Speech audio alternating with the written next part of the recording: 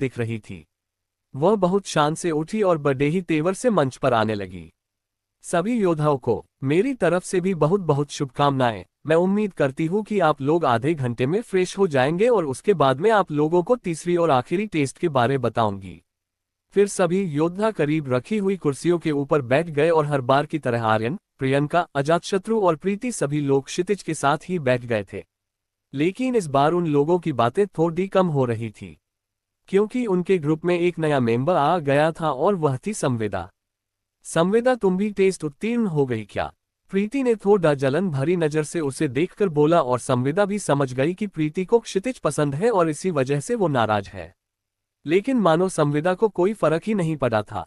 हाँ, आप जैसी ही मैं भी टेस्ट उत्तीर्ण हो गई, उसने मुस्कुराकर जवाब दिया, क्योंकि क्षितिज की वजह से उसके ग्रुप के लोगों को नाराज नहीं करना चाहती थी। लेकिन क्षितिज को उन दोनों की बातों से समझ आ गया था कि उनमें जो अनबन है वो उसी की वजह से ही है।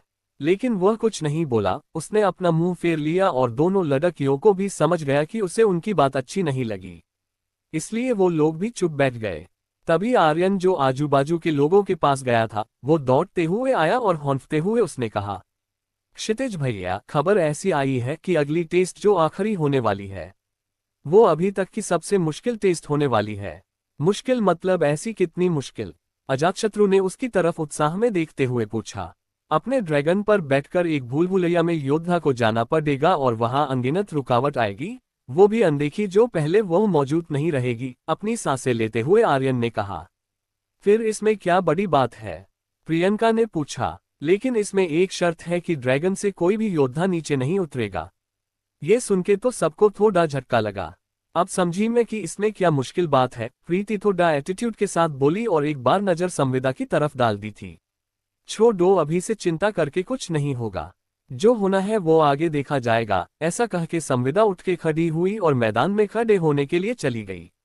उसकी बातें सुनकर सभी को ऐसा लगा कि दूसरी क्षितिज की जुड़वा है ये लड़की। क्षितिज ने उसकी बातों पर हाँ कहकर गर्दन हिलाए और उसके पीछे